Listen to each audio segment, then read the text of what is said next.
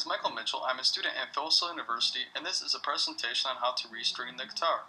Now, you might not have a guitar or even want to learn how to use one, but if you want to impress your friends or learn new talent, well then, this video is for you. Thank you. Now, you'll first want to know what type of strings to buy. With the acoustic guitar, you'll want to have nylon strings, but with the electric, you'll want steel or nickel strings. Now, that's because with the electric guitar, you'll need to amplify the sound. How will you do that? With the pickups. So make sure you purchase the right strings before you restring. There are many different types of strings that you can buy.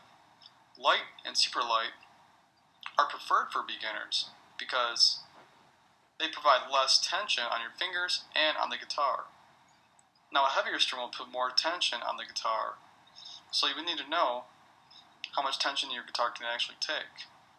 And the lesser the tension means, the lesser work your fingers will have to do when playing. Now, the tools that you'll need are a tuner, a speed stringer, needle nose pliers, and sometimes an Allen wrench set, as shown here on the PowerPoint. The strings that you purchase may be packaged individually or possibly packaged with other strings. Now, if they're numbered 1 through 6 and 1 is with number 4, then you will know that the first string is the thinnest and the fourth string is fourth from the thickest string. Now, this image here shows you a guitar that strings that need to be changed.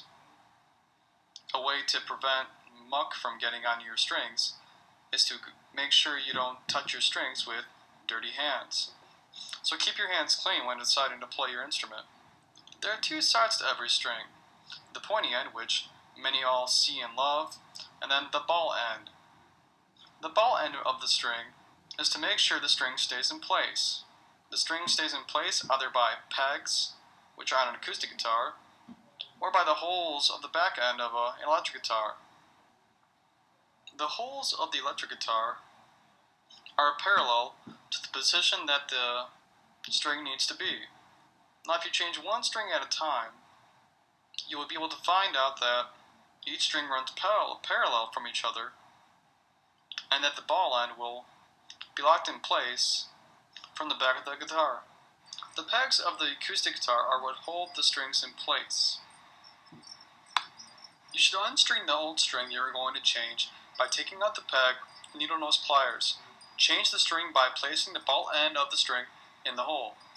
Place the peg back into the hole and make sure the string is locked in place by pulling on the excess string. The string should not come out of the peg. You should make sure that the peg is nice and secure and that the ball end of the string is in the niche of the peg that you'll see when you take it off with the needle nose pliers. Now, when you're placing the pointy end of the guitar string on the neck of the guitar, you want to make sure it goes into the proper hole that is parallel to where the string came out from. You place the string into the hole, leave some excess string left, wrap that string around its peg on the neck for tension, then start tightening with the tighteners on the side. The acoustic guitar is a little different. Instead of the tighteners being on one side of the guitar, tightener 1 through 3 are on one side, tightener 4 through 6 are on the other. And this depends on whether or not, if it's a left-handed guitar or right-handed. As the image shows, you have to put tension on the string when you tighten up each string. This is to make sure the string stays in tune when the tonality is in the proper position. Now, the next slide shows the tool that you'll need to use in order to make sure your guitar is tuned properly. When you do so, you can use a cable to connect the tuner to your electric guitar, or if you have an acoustic, you can just play normally. The tuner will tell you when your string is playing the proper note. So the first string will be the E, the second string will be the B, G will be the third string, and so on and so forth. That is explained by the image on their PowerPoint. Now, some guitars have a locking mechanism.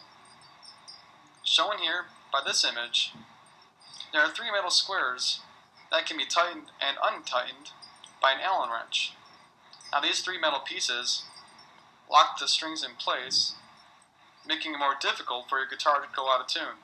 Now, with the guitar that has those 3 locking mechanisms, the bridge, which is at the body of the guitar, is also different as well. Instead of having 6 holes on the bottom of the guitar, or 6 pegs, there are 6 locations to where the strings will be placed into other locking locations. These type of guitars come with a tool which is called a whammy bar.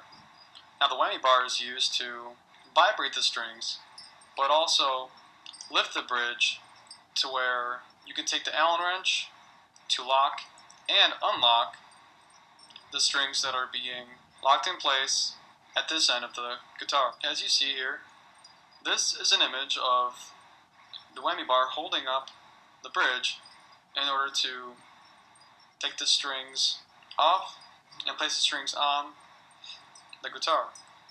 Now you can also see 6 circular tuners that replace the tuning knobs at the neck of the guitar.